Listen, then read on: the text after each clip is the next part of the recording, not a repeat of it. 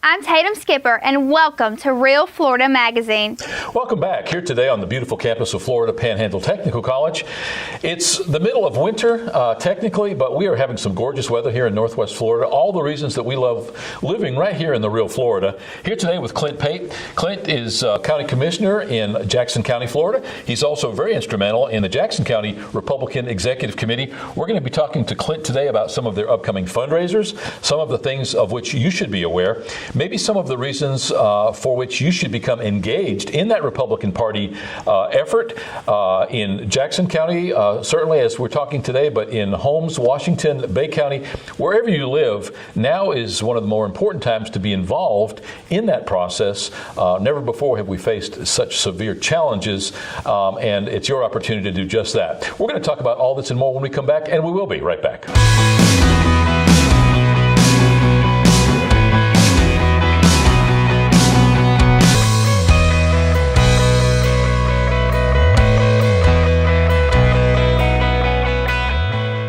Welcome back. As mentioned, our guest today is Clint Pate.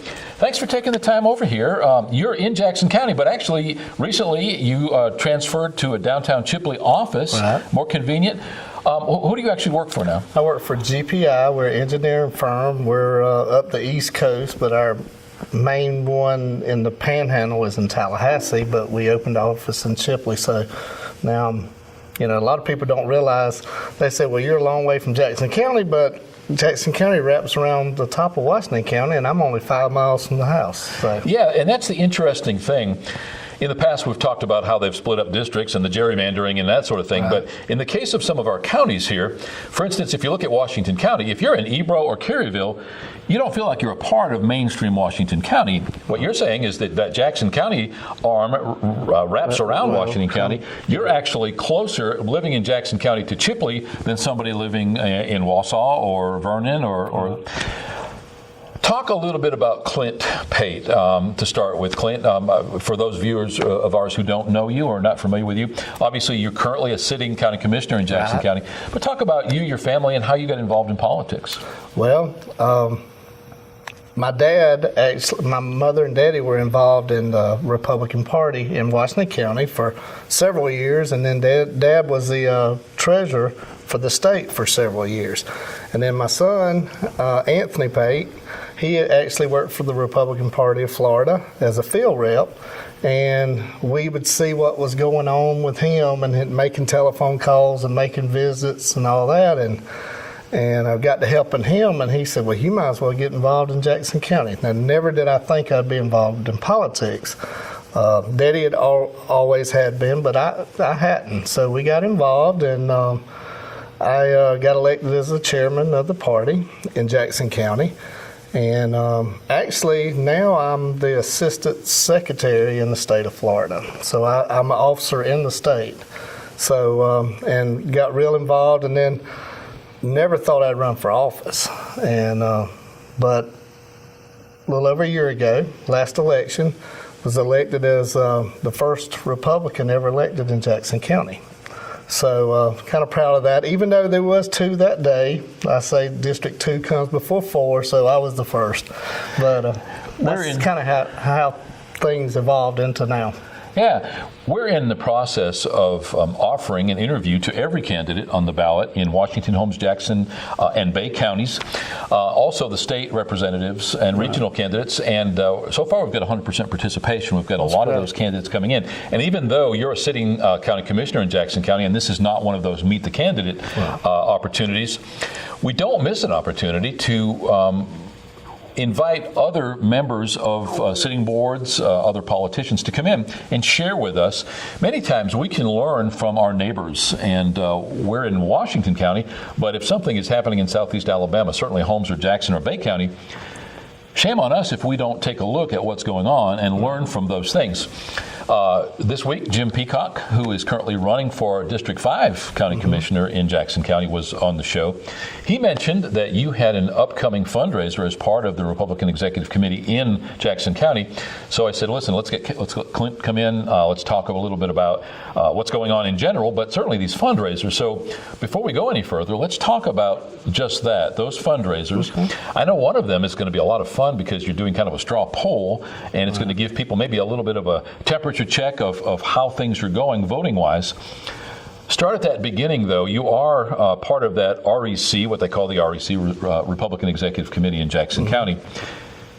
You're always having to fundraise. That's the nature of any nonprofit. In your case, it's a noble cause trying to further the agenda of the Republican Party. Talk a little bit about that fundraiser and how it does pertain to that Republican Party. Okay, well, back to the fundraising part. We raise funds to help get Republicans elected, good Republicans, and to build the party. And that's one thing we really take pride in Jackson County, is building the party and trying to get good candidates to run for office. The straw poll that we were talking about, it was actually started by Congressional District 1 and 2, which is panhandle over to about Jefferson County. And now they've redone the district so it wraps around the handle of Florida there. So we kind of got together and said, hey, why don't we have a straw poll? Because, you know, when these presidential candidates come to Florida, they go to the big towns. If we're lucky, we get one in Pensacola, maybe in Panama City, but we wanted to try to bring attention to the Panhandle. So we come together and we tried to kind of, some people say, well, this is paying to vote. Well, it's not. It's a fundraiser. We're doing the presidential primary, so, the Republican presidential primary. $2 a vote. It's, like I said, a fundraiser, but it's kind of to show the interest of what the Panhandle has in the primary, and hopefully draw some of the presidential candidates to the Panhandle. So it's actually the whole Panhandle, but we're actually having an event on that Tuesday to kind of showcase our candidates, our local candidates, and give the opportunity for somebody, if they would like, to, you know, vote. And that money stays in each county. So again, you're doing sort of a temperature check or a litmus check of where the candidates stack up locally, and you're also using it as a fundraiser. Yeah. You're going to charge $2 per vote? And you can vote as many times as you want. Okay. There's also a website. I would tell you exactly what it is, but it's a long one. It's through Eventbrite. But there's an opportunity for everybody to do it in the Panhandle. And when you do it, of course, you got to put your information in. So whatever county that person's from, that money will come to that county. So if somebody's voting from Washington County, that money will come back to the REC in Washington County. Yeah. Now, obviously, we've had a very deep field of Republican presidential candidates. Which candidates will be included in this straw poll? Okay, well, all the Republican ones. I mean, actually the list, well, it's been modified. There's only down to, 6 now? Well, that's why I asked. Right. I mean, some might have voted before. Some of them dropped out. So Trump, Bush, Rubio, Cruz. All the Republican ones. Obviously, Dr. Ben Carson. Right. And there's one more. Who am I? Kasich. John Kasich. So that original field of 9 or 10, I guess, or more, has been boiled down to those 6. Right. What do you think? You know, we've had, 7 or 8 presidential debates now. They seem to be, in large part, an opportunity by the respective media that holds it to sell advertising. And that's the nature of media. We understand that. We don't fault them for that. That's what makes the world go around. But at the end of the day, there is an agenda, and sometimes it's very, very obvious. They're trying to pit candidates against one another, trying to get them to fight, and typically that's not hard to do. Yeah. The gloves have come off more and more as we get closer to Super Tuesday. Personally speaking, where do you rank the top 3? Forget about national polls. Right. Well, you know, I've said the whole time who I thought would be the nominee. That don't mean who I'm supporting or whatever, but I've always thought that it would be Rubio or Jeb Bush. That's what I thought. Now, you know, things have, you know, the one thing that I've tried to stress to everybody is not, you know, support the person that you want to support, but the main goal is at the end. Whoever gets to the primary, wins the primary, we should get behind and try to make a change, you know, in our country. And I think all the candidates are good. You know, they're going to argue back and forth and point fingers at each other. That's just the nature of the game. But really, I think any one of them would be a good president. As part of our series of Meet the Candidates, we've actually invited, there's a couple of gentlemen in Jackson County who are strong supporters of Dr. Ben Carson, and we've got them scheduled soon to come on, just simply to get their viewpoint. We've also got a couple people who support Trump. We've got a couple people for Cruz and Rubio. I think the other two candidates at this point, we don't have anybody. But nonetheless, I think it's interesting. To me, it's more interesting getting the man on the streets viewpoint. And I think that that's valuable to the candidate. Because at the end of the day, it's not about the response they get at these forums. Those audiences are stacked, and you know who's there. It's kind of like even locally. You go to a local candidate rally or forum, and everybody's wearing a T-shirt. You get all the red shirts over there, and the yellow ones, and the blue, and the purple, and you know that basically everybody's just preaching to their choir. I wonder sometimes if there's any net value to any candidate in those circumstances. My thought has always been, you have that group of people that support you. And it doesn't matter if they see you standing over the dead body with a bloody knife, they're still going to vote for you. There are those who will never vote for you. There are those who hate you, who you could give $1 million to, they would still never vote for you. So really, the only incremental value there ever is to any candidate on the stump is those undecided votes. Personally, do you mind sharing with us your personal feelings? I mean, do you support either Rubio or Jeb?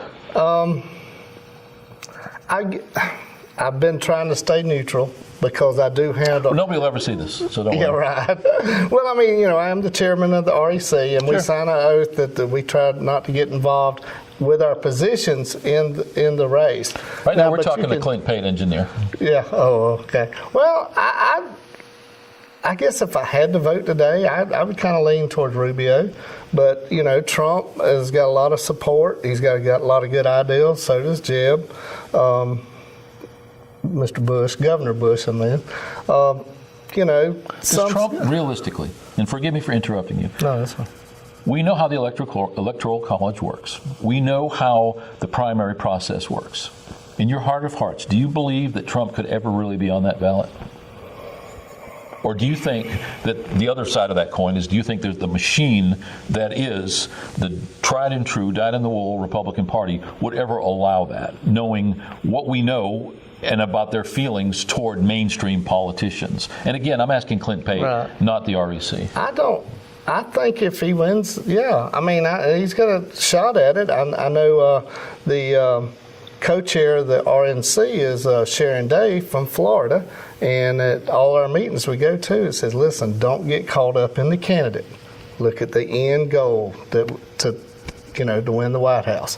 So, you know, they say, well, the GOP is not going to let Trump win. I don't think that's it. I think that's the media playing, well, he's done a great job himself of positioning himself to where he really don't have to spend a lot of money because he's always in the news. What's interesting about that, people fault him for being divisive, and they do so in the most divisive terms. So they sort of shoot themselves in the foot as far as their credibility when they call him all of these names. Right.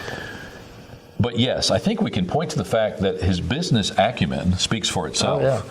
They want to point toward a couple of bankruptcies, which he was simply taking advantage of the system that the government has put into place. Nothing wrong, nothing illegal, nothing immoral, nothing fattening about doing that. He was taking advantage of the tax laws as they exist.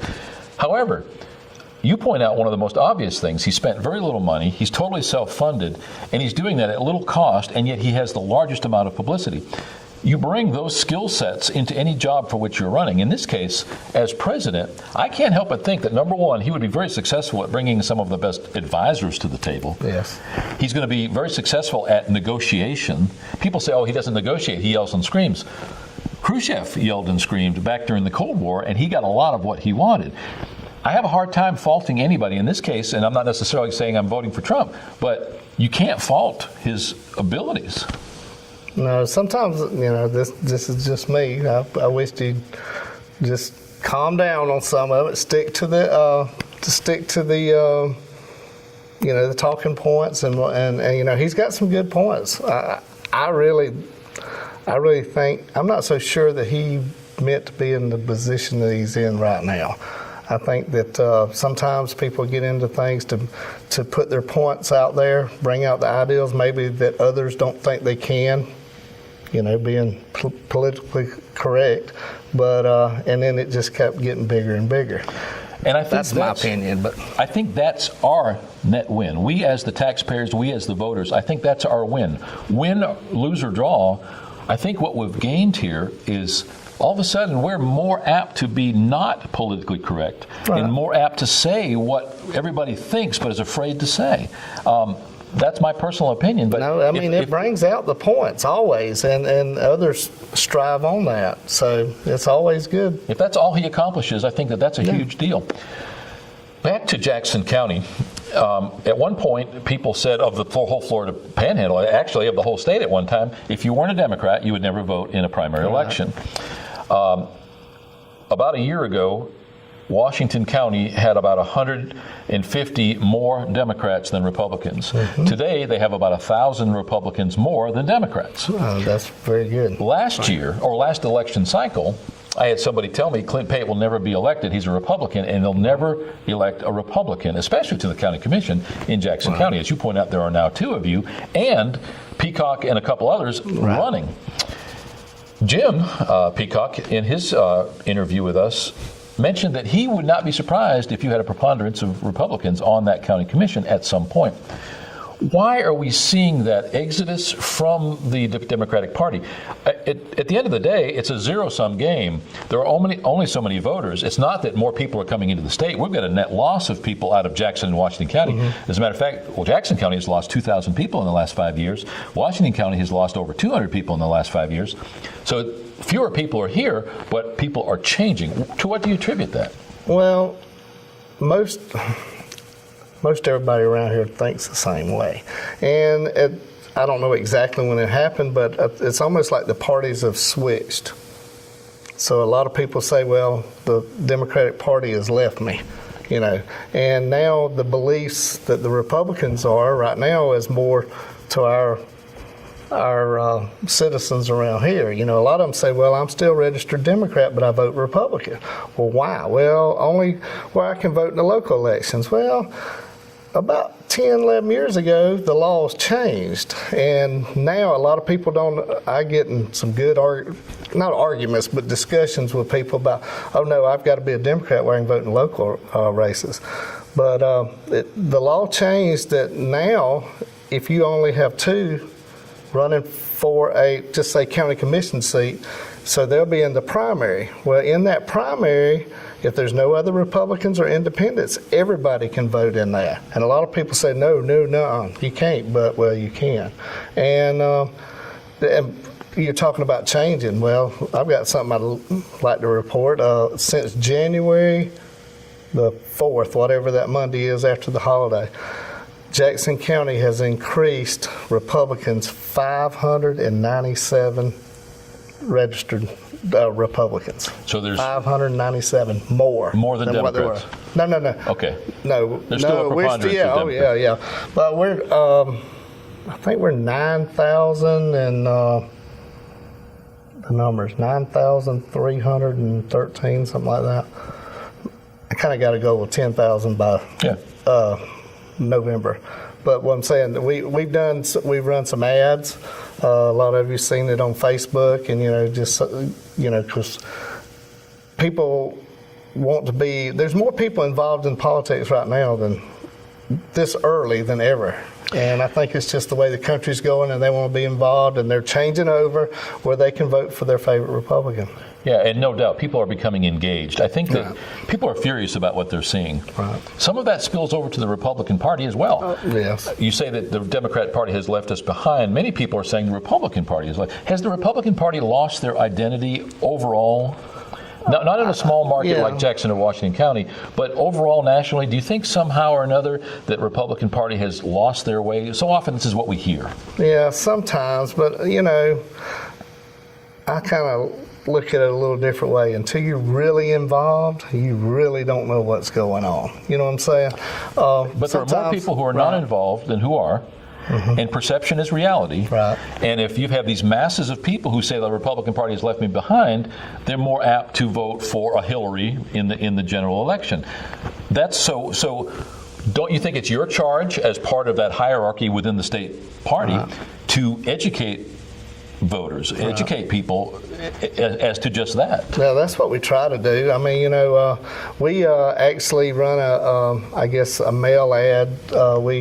We sent out letters to the independents or nonpartisan MPAs, and we got a surprise that a lot of people that are MPAs did not know that they were MPAs. They thought they were Republicans. And if you look at the registration form, it says if you do not check one of the boxes below, you will be registered as an MPA. And I had several call me and say, hey, this letter's wrong. I'm a Republican. Well, I have a source to see, and I said, nah. And then I'd call the supervisor of elections, and they said, no, we've got the document right here where Interesting. They were MPA. So we've had a lot of, I think in about 2 weeks, we had like 70 MPAs change over to Republican. Needless to say, at the end of the day, when you boil all this down, it's a very interesting election cycle. Right. And hopefully people do get engaged. Regardless of which side of the line they're on, it's important that people who complain but don't vote realize you can't complain if you're not engaged in that system. Right. Back to Jackson County and your fundraiser, you're actually also having a golf tournament coming up. Yes, we are. And it's on June the 5th. And this will be the third year. And each year we're getting bigger and bigger. And it's an opportunity. A lot of times we have our state representatives and candidates and stuff there, so it's an opportunity to meet some of them. We have a good time, and it's always fun. I can't golf, but I have fun. So it's more of a meet and greet, right? And it's a fundraiser for the REC, and we're getting, like I said, each year we're getting more and more people involved. And the straw poll coming up and the golf tournament, are those two of your larger fundraisers? Do you still do a Reagan Day dinner? We still do a Reagan Day dinner. We have not had one this year, but we have every year since I've been the chairman. Well, most of the time we have had them before too. But with everything that's going on, I just hadn't lined up a speaker yet. Many times voters get frustrated. They feel, and rightfully so, that they as voters elect that official, whatever the position. Right. And that sometimes it appears that they, the officials, are not representing the people. Now, as an elected official, and I have never been, but I respect it because I can see where you have more than just two groups out there. It's not just A or B. You've got C, D, E, and F. And when you have the number of constituents that you do, especially in a large county, it's a balancing act. You have to make the best decision. It's not always going to be the right decision for everybody. Right. But at the end of the day, you've got some issues in Jackson County, just like any county. You've got 800 miles of unpaved road. Right. You've only got 400 miles of paved road. You've got lots of opportunities, and you've got lots of issues. It's not an issue for unpaved roads unless you happen to be one of those people that lives on an unpaved road. Jackson County, just like Holmes, Washington, this whole area of the Panhandle, just gorgeous, quality of life, natural resources, one of the best transportation systems we could ask for. You got rail, you got a deep water port to the south, you've got the state highways and the interstates. We live in truly a great place, and I personally don't see anything but good in the future of all these counties in the Panhandle. Right. Yes, we do. We got areas, I mean, not just trying to pick one spot, but we got a spot in Jackson County that to me is about the best place to have anything. Cottondale. You got I-10, you got Highway 90, you got 231, you got a railroad going north and south and east and west. And you got Panama sitting there with the port, like you said, and then easy access to go all over the United States. So, and that's why Green Circle is right there. Green Circle, yep. And only other things to look for in the future. My personal philosophy is that if Jackson County attracts a large business that's going to employ a lot of people, it's wonderful for Washington County. Yeah. Unfortunately, in the past, our philosophy has been if we can't get it, we're going to step our foot in the middle of it so nobody can get it here locally. That's not right. But don't you think that in economic challenging times that your county lines sort of go away? And what matters is the region. Right. Right. Well, you have Family Dollar in Marietta. I'm not sure exactly who all they employ, but I'm pretty sure it's all over. So anytime you got a good business, big business around, it'll helps all the counties. Two of our larger private businesses here in Washington County, Washington Rehab and Nursing Center and the Northwest Florida Community Hospital, side by side, employ about 500 people total together. Their employees come from Bay County, Holmes, Jackson, Southeast Alabama, and the smallest number come from right here in Washington County. So without those people within those commuting distances, you couldn't attract the quality personnel. Jackson Hospital, Doctors Memorial in Jackson and Holmes County respectively, same thing. They're not employing people just from within the county. How many people in the course of the day, now that you work in Chipley, do you pass this way in the morning and coming back you pass this way? So we worship in one county, we live in another county, we work in another county, our kids go to school and maybe sometimes in another county, and we certainly shop everywhere. Again, it makes me mad when we see people being so short-sighted with blinders on that if it's not in our own backyard, it's not good. If we had a major automobile parts manufacturer or something like that, like we've seen come to Southeast Alabama, anywhere in this 4 or 5 county area, it would just be wonderful for everybody. From an economic point of view, economic development point of view, I know that you've got Bill Stanton and some of the other people that work for the EDC themselves. As a county commissioner, you can have a lot of input into that. What are you guys as a commission doing to try to foster new business in the area? Well, Bill and his staff does a good job, but I guess we'd always need to be looking out for new businesses. Now, they don't just come to you always, but one thing you can do is work on your permitting, you're speeding up your permits and make it more business friendly. That's I think that we all need to do that. They go right by us to get to South Florida. Why wouldn't they right here where easier access to the county? To the country. So we always looking for businesses to come in, and we want more jobs here. We want our kids to stay here in the Panhandle. At one time, I had my daughter working at Fort Rooker and my son-in-law working down in Panama at the base. So they were driving an hour one way and an hour the other way. It'd be nice to have jobs right here where we can keep our kids home. Thanks for taking the time. Thanks for speaking candidly. I think these are things that it's just like some of our attention toward that politically correct way of speaking, and sometimes it behooves us to not be so politically correct.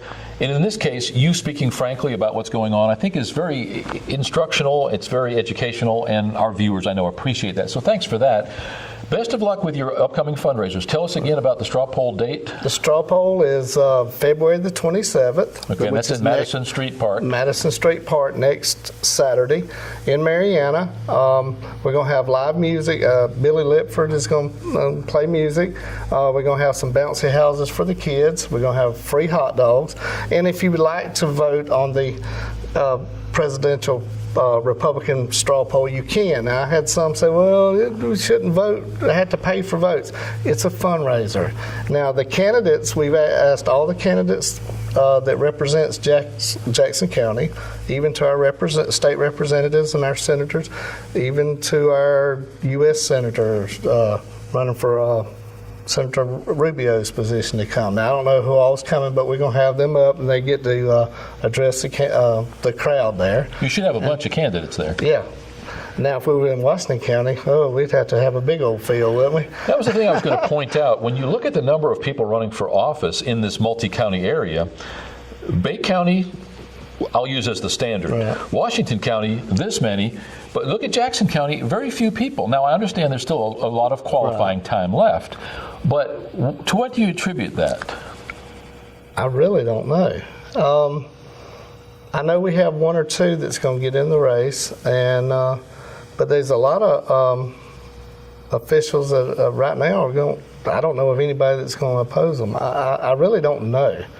Jim Peacock pointed out that he felt it was because a lot of people don't want to go through the scrutiny, go through the mudslinging, go through that microscope that is put on you when you run for office.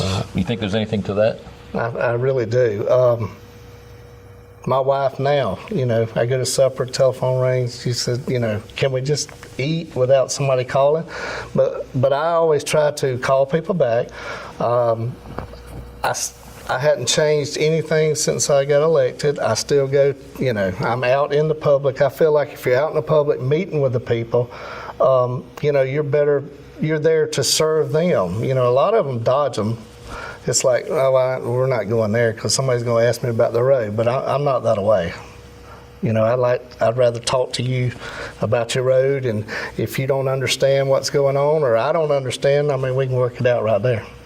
Hats off to you for that. That's an important part. Being accessible, right. Being transparent.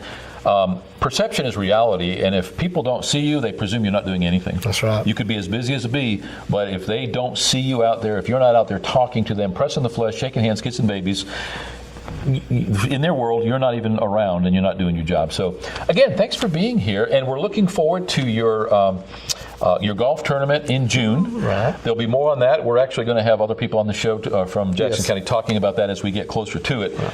But best of luck going forward, and I hope that you continue to be successful as a county commissioner.